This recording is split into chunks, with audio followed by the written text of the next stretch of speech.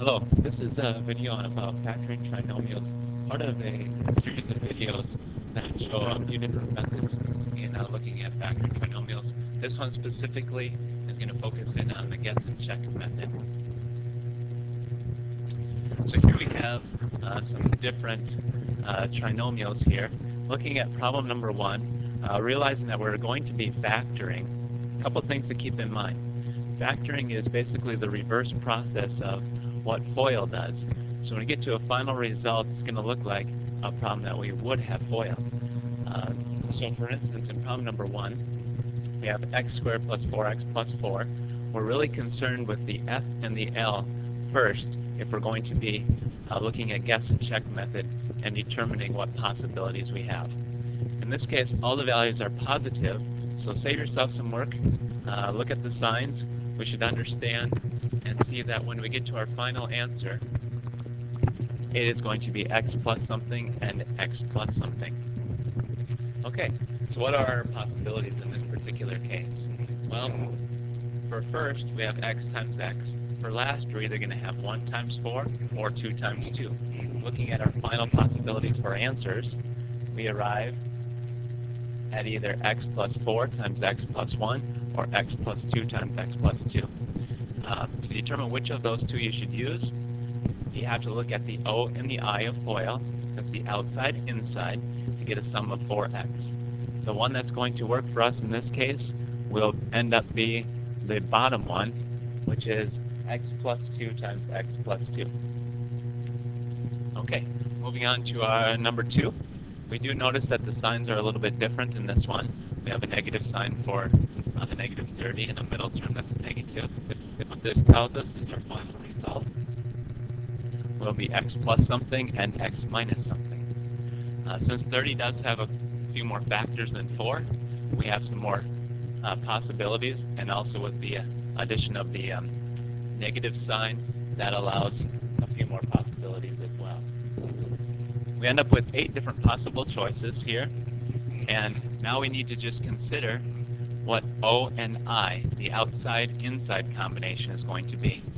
We need the outside and the inside to have a sum of negative 1x. So looking through our choices, we would arrive at the choice here, x minus 6 times x plus 5, to be the correct solution.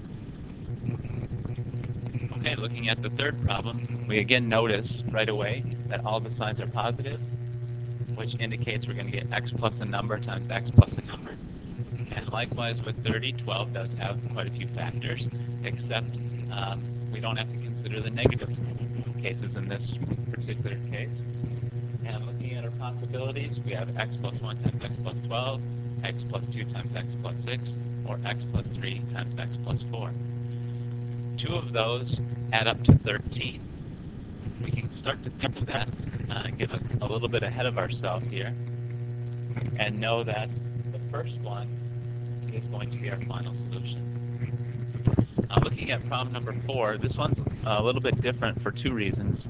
We do have the negative signs for the middle and last terms, but the front term, the coefficient on x squared is a 2. This adds some extra combinations we need to consider. Now, once upon a time, I was given the hint to just leave the both signs as minuses in this case, and then when you get done in looking at your possibilities, change the sign appropriately. So in this case, I don't know it's going to be 2x minus something times x minus something. It could be 2x plus a number, x minus a number, or 2x minus a number, then x plus a number. Looking at all the possibilities here, we do have really 4 choices due to the negative last term, and we have to figure out the one that's going to give us a negative 3 outside-inside. So when you look at the outside-insides, the first one's going to give us 10x minus 1x, which is 9x. That's not going to be the one. The next term is going to be 2x minus 5x, which is negative 3x. And that appears to be the one that we are looking for. This matches the term up there. So our final solution in this case is going to be 2x minus 5 times x plus 1.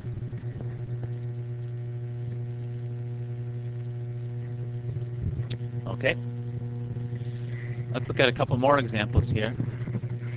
I'm going to give a little different hint now. After you practice a few of these,